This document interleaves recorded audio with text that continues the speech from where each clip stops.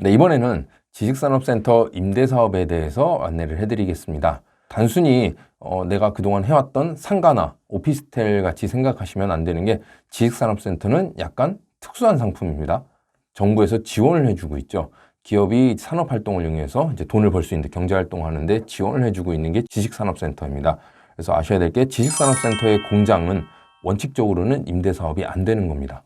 그래서 실제 사용하는 업체들을 위해서 금융 혜택이나 세제 혜택을 주고 있는 거죠. 그래서 지원 시설에 한해서 임대 사업이 가능합니다. 지원 시설이라고 하는 거는 이제 지식산업센터 내에 입주해 있는 기업들을 지원하기 위한 시설이 되겠죠. 주로 이제 상가가 되겠는데 이런 지원 시설은 임대 사업이 가능하고 공장은 임대 사업이 원칙적으로는 불가능하다는 거 알고 하시면 됩니다. 그럼 어떻게 지금까지 임대 사업을 해왔냐? 이게 불법은 아닙니다. 약간 이제 편법으로 한 거지 불법적인 내용은 아니죠. 대신 임대사업 하시는 분들은 취득세 감면 혜택이 없죠.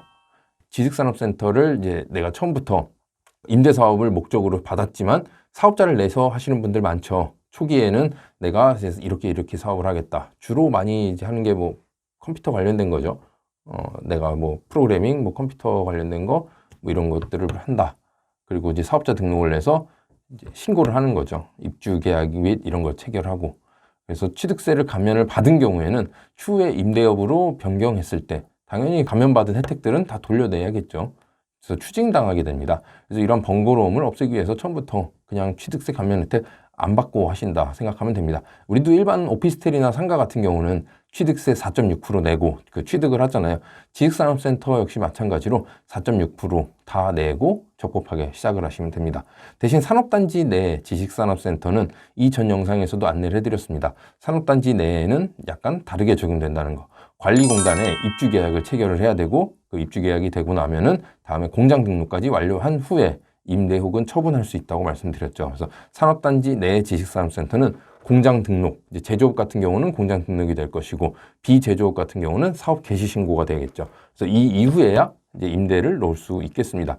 그럼 이제 공장 등록까지 오는 단계까지는 적법하게 똑같이 과정을 거쳐야 된다는 거죠. 그리고 다음은 산업단지 외 지식산업센터는 취득세 감면 받지 않고 그냥 그대로 임대 사업을 하면 됩니다. 별 문제될 게 없습니다. 그냥 산업단지 외에는 지자체에서 하는 거고 일반 상가처럼 그냥 임대 사업을 하면 됩니다. 대신 취득세 감면이 없는 거죠. 그리고 사업자 등록으로 인한 의료보험 이 부분도 이제 알고 계셔야 될 텐데요.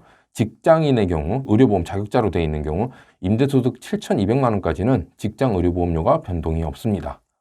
바꿔 말하면 7,200만 원을 넘는 순간부터는 변동이 생긴다는 거죠. 이제 소득이 반영돼서 의료보험이 올라가겠죠.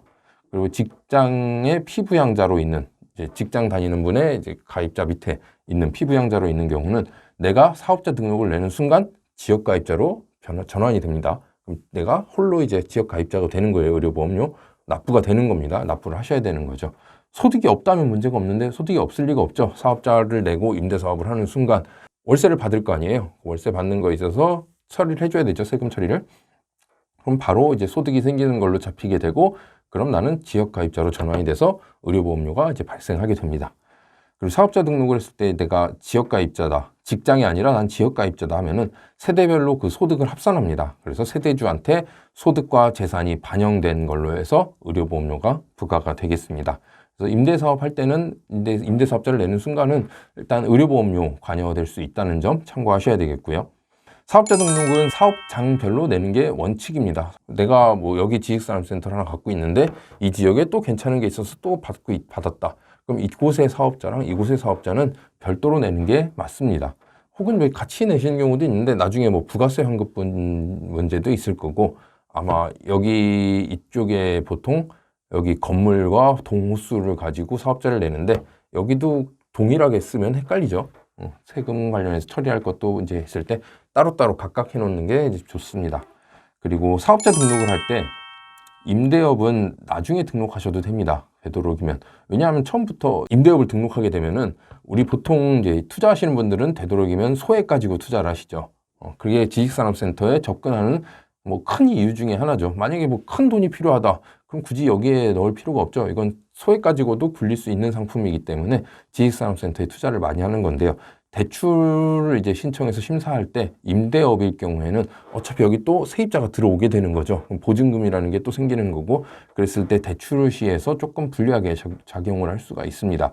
그래서 처음 이제 대출 신청을 할 때는 임대업을 빼고 내가 이제 최초에 여기 신고할 때처럼 내가 어떤 사업, 뭐 컴퓨터 관련된 거죠. 이런 걸 할 것처럼 해서 사업자 등록을 내고 그것만 올려서 이제 대출 신청을 해서 대출을 받고 추후에 임대업을 시작하기 직전에 추가하셔도 문제가 없으니까 되도록이면 임대업은 나중에 추가하시는 게 좋겠습니다.